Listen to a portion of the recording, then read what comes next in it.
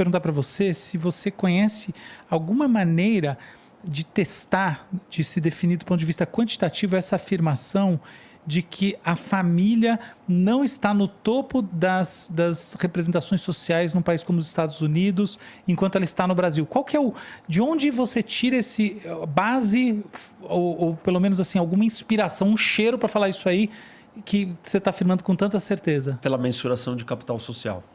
E o capital social, ele busca conexões coletivas nacionais e não familiares. Você tem um indivíduo, você tem a família, você tem essa nação. Alguns pulam a nação e colocam um Estado no topo, totalitário, no caso da China, e o Estado se torna essa cola, essa massa que conecta toda a população. Isso é orgânico na Alemanha, no Japão e nos Estados Unidos, então muito mais. Define aí, do ponto de vista bem instrumental mesmo, o que é esse capital social? Porque você está falando assim, existe isso aqui, eu posso reduzir a uma métrica, tá? Você está falando assim, ó, eu estou colocando esse bloco, esse outro bloco, esse terceiro bloco, tá? A nação aqui no meio, e aqui eu estou botando sobretudo a família, tá bom? Que são os dois blocos que vão importar mais, e eu vou dizer que num país como o Brasil, a família está acima da nação. Já num país como os Estados Unidos é o contrário. E isso é em função de uma variável, de uma outra coisa, que é o capital social. Porque o capital social nos Estados Unidos é mais alto. Então me explica qual que é essa métrica de capital social e por que ela permite essa afirmação? Qual que é a base quantitativa? Capital social pode ser traduzido como confiança. Nível e círculos de confiança. Qual é o nível de confiança que você tem? Você pergunta para um brasileiro, quanto você confia num estranho? A resposta do celular, deixa suas coisas abertas. Eu conheço bem isso do Gini's, Robert Gini's. Isso. E aí, o que acontece? A resposta vai ser, o nível de confiança geral da população num estranho é muito baixo, muito mais baixo do que quando você faz essa pergunta nos Estados Unidos. Só que os Estados Unidos ainda é mais baixo do que quando você faz essa pergunta na Noruega. A Noruega tem um nível de capital social muito maior. Mas tudo bem, mas por que... Tá, então vamos dizer, a proxy aqui, o conceito aqui é nível de confiança. Isso. Por que nível de confiança é uma variável que prevê o quanto você dá valor para a família em relação à nação? De onde sai essa reflexão? Porque eu não consigo ver mesmo, o seu nível de confiança se o seu nível de confiança é mais restrito, ele é onde? Eu confio na minha família. Isso. Quanto mais expansivo for o seu nível de confiança, maior é o tamanho da grande família. E qual é a vantagem da confiança? Simplesmente você não faz negócio sem confiança.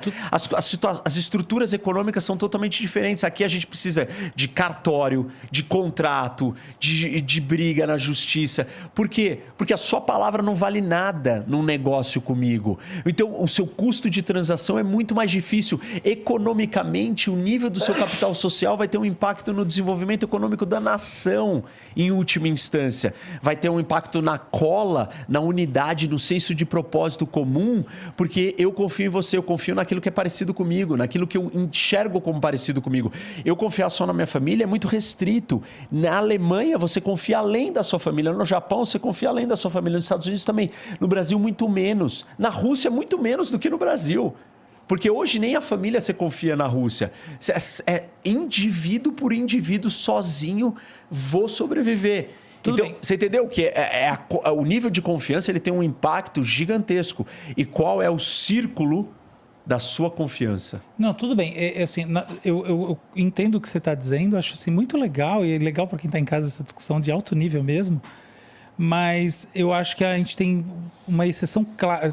Eu acho que tem duas ressalvas. A primeira é o seguinte, não é porque, pelo menos do meu ponto de vista, que a confiança de fato é uma boa proxy, uma boa medida para eu entender coordenação social, experiência de país e tudo isso, que ela é uma medida que permita eu afirmar qual é a sua relação de valor comparativa de A, família, B, nação. Eu não consigo ver esse elo tão claramente, ainda que eu entenda a questão lógica, que é dizer assim, não, calma, se eu tenho mais confiança no estranho, eu estou confiando mais fora da minha família. Isso. Mas isso não significa que você tem um processo no qual você vai confiar mais no Estado, porque eventualmente eu posso ter a escala... Não é no Estado. Não, na nação. Eu posso ter uma escala da nação que ela vai daqui até aqui. Eu tenho uma da família que vai daqui até o teto. Então, por mais que eu tenha já atingindo esse ponto máximo aqui, através da máxima confiança no estranho, nada me assegura que eu esteja confiando ou esteja com essa experiência fenomenológica, né? Experiência de mundo mais forte do que essa outra da família. Eu não estou vendo base para afirmar isso. Esse é um ponto. O segundo ponto é o seguinte, que eu, na verdade, tudo bem, isso aqui é uma questão que eu acho que nem interessa para quem está em casa, então acho tanto que você faz. É uma questão metodológica. Entendeu? Eu não vejo razão para se dizer eu acho isso. Que vai ficar chato. Exatamente, não importa. Mas a outra parte é a seguinte... esses estudos do Robert Gintis sobre confiança, reciprocidade, etc., e outros mais desses economistas, que uma das coisas que eu fiz na vida foi estudar economia, tá? E, enfim, ainda que eu tenha seguido muito mais a área da saúde, enfim, estou lá. Mas vamos lá. Eu entendo que eles têm como característica principal, clássico disso, é que a gente tem grandes modelos, independente dessa discussão aqui mais centrada no que a gente está falando, mais individualistas e mais coletivistas, e o verdadeiro limite superior da confiança é atingido dentro das sociedades coletivistas. Então, são lugares menores, sobretudo na Ásia, nas regiões que, do ponto de vista clássico, são mais coletivistas. A gente fala assim, tradicionalmente, elas plantam arroz e não trigo, então que o arroz elas não são coletivistas nesse nível. Os onde negócios, você tem... Não, exatamente. A família é muito mais importante. Calma. Então, esse que é o negócio. A família... Olha, mas esse é meu ponto. Onde as métricas de confiança no outro são mais altas, são justamente os lugares que as famílias são mais importantes e não menos importantes. Só que tem uma pegadinha no malandro, que no fundo concorda com você. Que é o seguinte, esse outro é um outro de uma sociedade coletivista. Então, se você for, por exemplo, você falou do Japão, tudo bem, você pode olhar o Japão de Tóquio, o Japão das grandes cidades, mas a estrutura básica de um país que planta arroz, que, portanto, é baseado em estrutura de produção tradicional coletivista, envolve um nível de confiança muito mais alto. Porque a estrutura básica... Se é coletivista, você tá confirmando e afirmando que não é a ênfase na família. Não, você não está entendendo o meu ponto. Ou melhor, desculpe. Eu acho que então eu não fui muito claro com o meu ponto. É o seguinte... Sociedades mais coletivistas são sociedades mais tradicionais, com famílias muito fortes. As famílias no Japão tradicional são muito fortes. Eu não disse que a família não é importante, eu disse que você transcende a família. Então, mas calma, mas não. Você começa com a família e depois você transcende ela. Esses lugares mais coletivistas são lugares que justamente o conceito de nação é mais fraco do que o conceito de família, porque o conceito de nação nem importa. Você está falando de regiões, por exemplo, você está falando de regiões do sul da Ásia. Nação para o Japão não importa? Não é para o Japão, não importa. As regiões plantadoras de arroz tradicionais do sul da Ásia, que é onde o nível não são coletivistas no sentido de confiança com elas o estranho. Não são com o estranho, não é igual ao Japão. Não, essa é a questão. Exatamente não é. Esses lugares que você está falando do sul da Ásia, o nível de capital social é baixo. Da China é baixo. Mas é exatamente isso que eu estou te falando. O nível de tudo isso que você está definindo é baixo. Ainda assim, os testes de confiança no outro, no estranho, são os mais altos de todos. Por quê? Calma, só tem um detalhe. Porque esse outro não é qualquer outro, não é um estrangeiro, é a outra pessoa dessa mesma sociedade. A sua definição de outro não é qualquer um da mesma sociedade. A sua definição de outro é da sua família estendida. Mas tudo bem, mas aí que vem o grande ponto. Porque você estava definindo lá nos Estados Unidos... Você ainda está falando laço de sangue, eu estou falando de estranhos. Eu não estou falando de laço de sangue, porque se eu estou falando de uma sociedade que tem 100 mil pessoas, não tem mais laço de sangue. Eles não têm confiança nesse estranho, não tem. Bom, os estudos que eu conheço do Gintis e outros mostram que nessa sociedade... de capital social mostram que essas sociedades têm mais confiança com estranhos? Esse estranho da própria sociedade, eu tenho a impressão que sim. Eu tenho a impressão que, assim, você tem essa grande formação produtiva que é você planta mais trigo, mais arroz. Mais arroz é muito mais coletivista, porque o arroz depende de uma ação coletiva, coordenada social.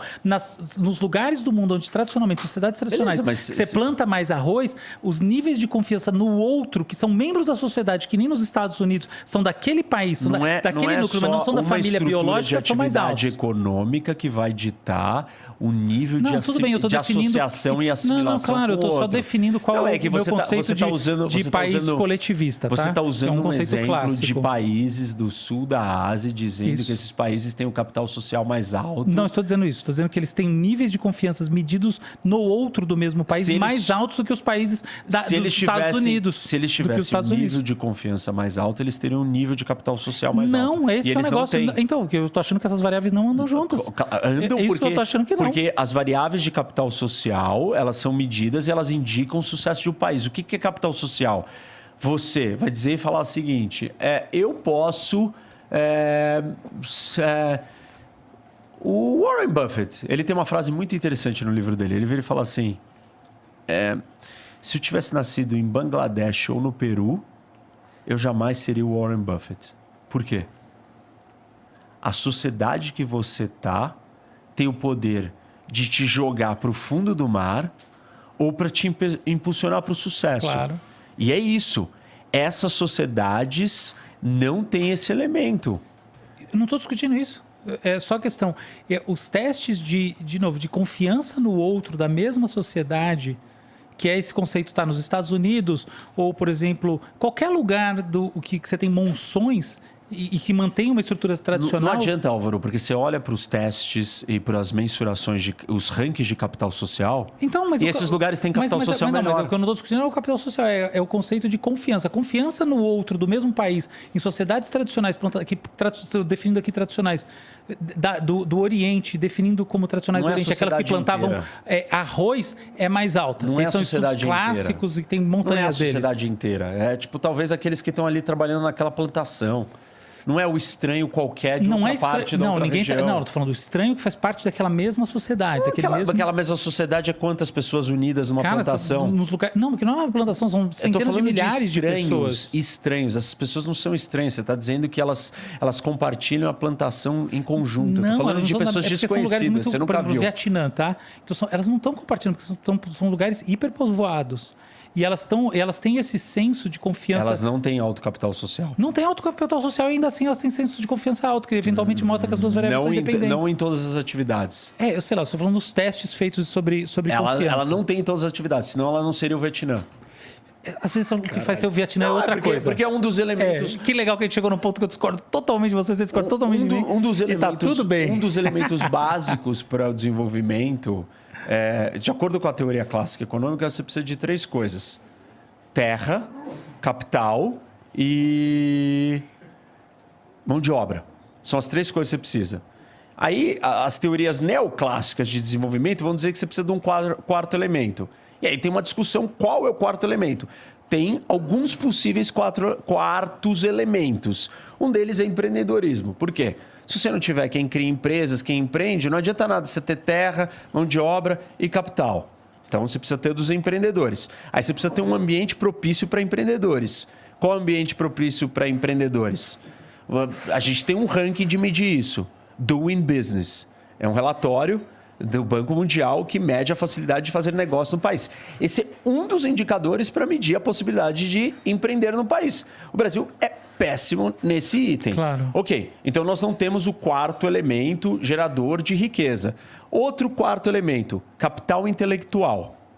O que é capital intelectual? Está ligado com o capital humano. Eu falei que você precisava de mão de obra. Qualquer mão de obra? Não. Eu preciso ter mão de obra qualificada. Qual que é a mão de obra qualificada? Capital humano. Como é que você mede capital humano? Existem N maneiras de medir capital humano. Uma delas é o nível das universidades de um país, que é onde formam as melhores mentes e o melhor capital.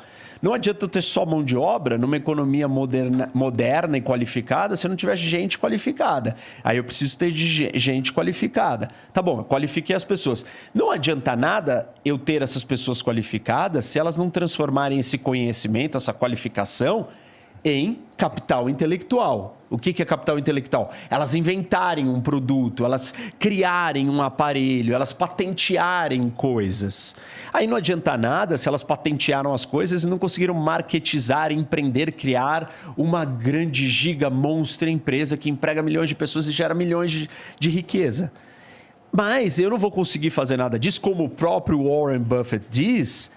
E aí vem o quarto dos possíveis quarto elementos do desenvolvimento, que é o capital social. Não adianta eu ter capital humano, capital intelectual, empreendedorismo, se eu estou numa sociedade que todo mundo joga contra todo mundo e todo mundo sabota o outro. Concordo 100% então, com o que você está dizendo. Aí o ponto é, assim, um dos elementos, tudo isso eu falei para dizer o seguinte, um dos elementos fundamentais para o desenvolvimento de uma nação, de acordo com a teoria neoclássica econômica, juntando com a clássica, a gente precisa de, vamos dizer que a gente precisa de 4, 5, 6, 7 coisas.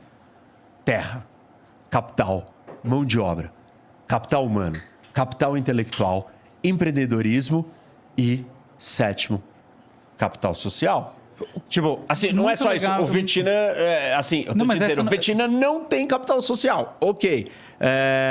O Vietnã tem os outros todos? Não, mas não tem vários dos outros. Não era sobre isso, era sobre a questão do senso de família estar abaixo do senso de nação ou acima, e a variável preditiva disso ser uma variável chamada confiança. Era só o que era outro papo. Mas legal que você falou, acho que não importa, porque, cara, o negócio é a gente se divertir, isso aqui foi muito bacana o que você falou. Bom, agora então antes da gente finalizar. Olha, são 3 da tarde aqui, eu estou aqui na minha casa, na minha piscina, trabalhando apenas com o meu celular. E o melhor de tudo, sem precisar ter um chefe chato, um emprego que você ganha um salário que mal paga as suas contas. E o principal, ganhando mais que a média salarial no Brasil.